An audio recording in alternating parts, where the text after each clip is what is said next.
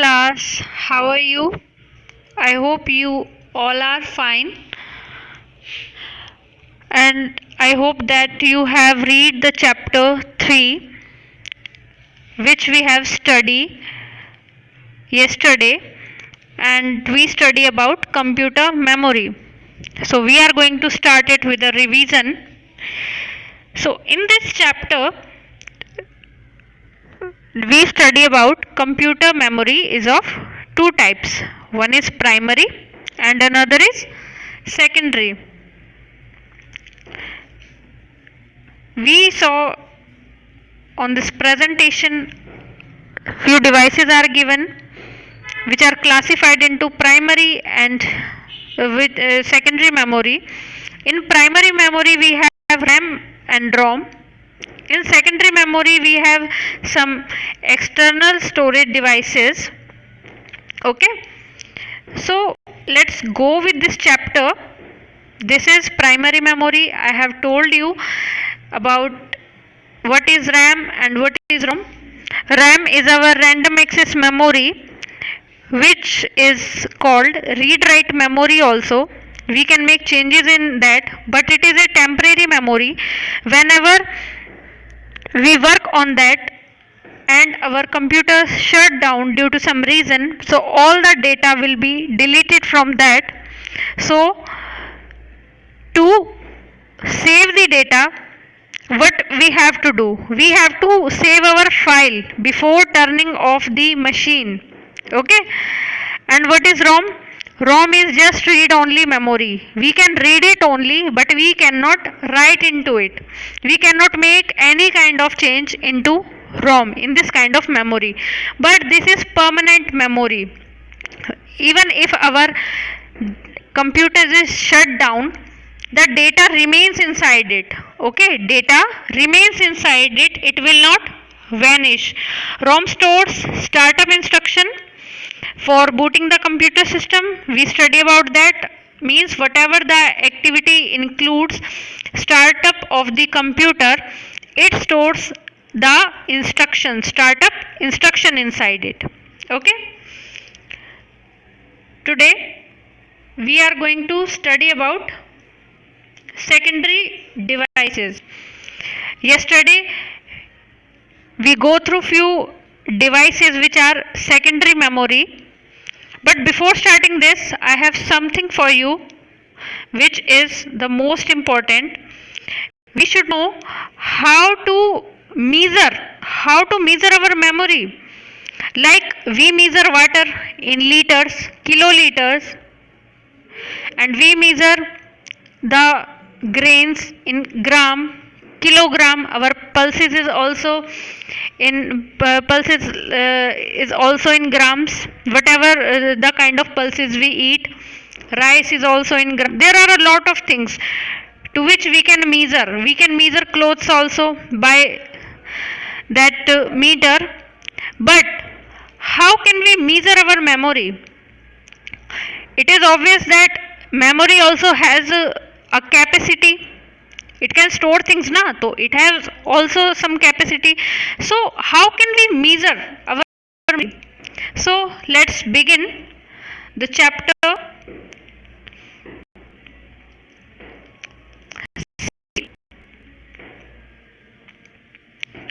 Yesterday we studied this page about ROM and RAM.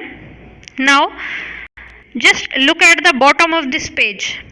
RAM is measured in kilobytes KB, megabytes MB, or gigabytes GB. With more RAM, the computer can process more data and manage more applications at a time. What is that RAM? RAM speed up the memory. It speed up. Okay, the computer can process more data. More data can be processed if we have a good storage in our RAM, and it manage more application at a time. Now these are the units of measurement of our memory, and the very small unit or the smallest unit of measurement in computer is bit, the first one. We all know that our computer understands binary system, that is include 0 or 1, 0 or 1, everything inside computer it understands in 0 or 1 form. Okay, so the symbol of is 0 or 1, any one digit, whether it can be 0 or it can be 1, but not both at same time. It is the basic unit of data writing and processing. 1 bit means 1 electronic pulse, means see that here this diagram is given to bit, here only 1 is given, so our bit can be 0 or it can be 1. Hope you got my point. Now what is nibble? A group of 4 bits is known as nibble. When 4 bits are together, just see this, when 4 bits are together it makes a nibble. I have written down this in a PDF so that it can be easy for you to understand or to differentiate between bit, nibble and byte.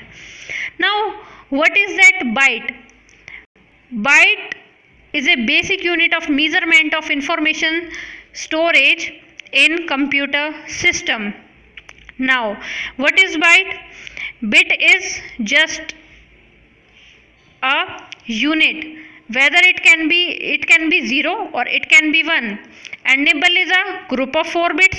And what is that byte? Group of 8 bits. See, there is a line from first bit to 8th bit, so what is that? We call it byte. A byte is a group of 8 bits, like this is given to you. A character is normally represented by a byte. One character is normally, any character, a single character is normally represented by a byte. This unit, byte. Byte is a unit for counting memory size. What is the size of memory? All this KB, MB, GB, TB, what are this? These are the memory size. These are the capacity of our memory. And the smallest unit is bit. What is nibble? The group of 4 bits. What is byte? Group of 8 bits is byte. Okay, now a chart is given to you. In the middle of this page, a combination of 8 bits, that is equal to 1 byte. So here 102 byte makes 1 KB or 1 kilobyte. 1024 kilobyte will make 1 MB. 1024 megabyte will make 1 GB, and 1024 gigabytes will make 1 TB, that is 1 terabyte. These are the units. Like we study in maths, na, 1 meter is equals to 100 centimeter, 1 kilogram is equals to 1000 gram. So in the same manner, we have computer memory and its units are classified like this. 1 KB is equals to 1024 bytes. So it will be easy for you because it contains the same unit, almost 1024 equals to the given units. Okay. Now let's move to secondary memory. What is secondary memory? Secondary memory is the external memory or auxiliary memory or storage device. It is external because we attach this to our CPU by using ports or directly like flash drives. We have to connect it to our CPU by a USB port or externally by another ways. That is why we call it external device. It is not built like ROM and RAM. ROM and RAM are present. These are primary or internal memories. These are already inside the computer, but secondary is not inside the computer. It is external. So keep in mind, we have to attach them by with the help of USB or like for examples like hard disk. Hard disk can be internal or external, both kind of hard disks are there. CD, DVDs, all these are externals, like our pen drives, memory card, floppy disk, all these are our secondary memory. So here we just read this continue. The data which is required to be stored permanently is kept in external memory. The data we want to keep, we want to store it permanently, we keep it inside external memory. If we want to delete that, we can delete that also. If we want to add some more data inside it, we can do that also, but there must be a capacity of that device. The information stored in the secondary memory devices can be used again and again. These are so portable, we can take them with us, like we put our pen drive into our bags, in our purse. We can take CDs, DVDs with us in their covers. Okay, these are so portable and we can carry them and use them again and again, up to how much times we want them. Okay, now few examples are given to us: hard disks, USB flash drive, compact disc, that is CD, digital versatile disc, DVD, Blu-ray disc, BD, magnetic tapes are some secondary storage devices. First of all, we are going to study about hard disk. I already showed you the picture of hard disk, how our hard disk look like. We have already seen that it has a rectangle like shape and it looks like this.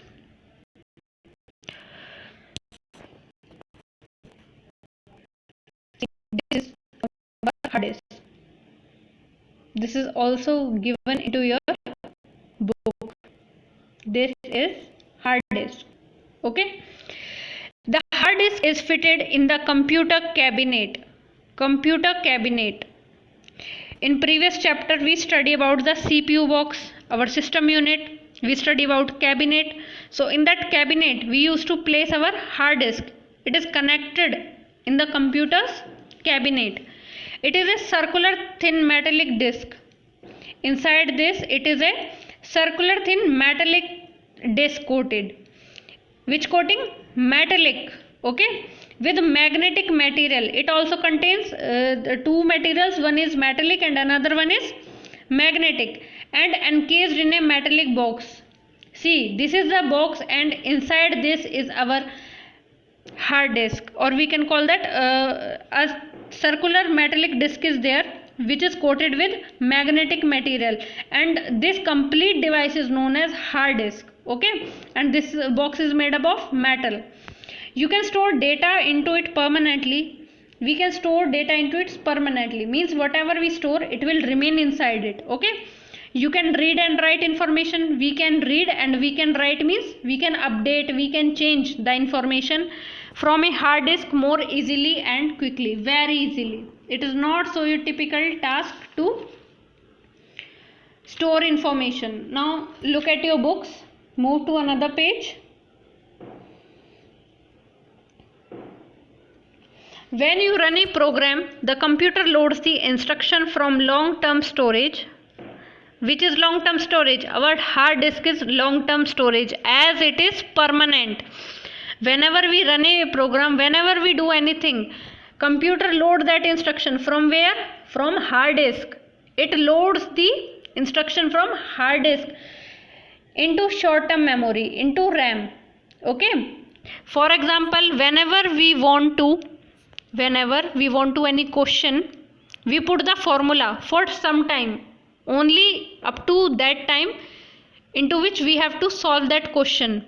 Okay, so in the same manner the computer load instruction from hard disk into RAM for short time only, for short term, up to that task remains. Okay, the hard disk is usually called a drive and is denoted by C double dash. We have seen whenever we start our computer, whenever we move to like my computer, so what is there? There was a drive given, that drive C D E.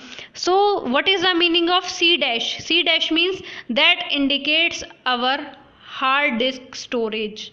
We can see how much storage is there inside our hard disks and what things are stored, what kind of data is stored in our hard disk.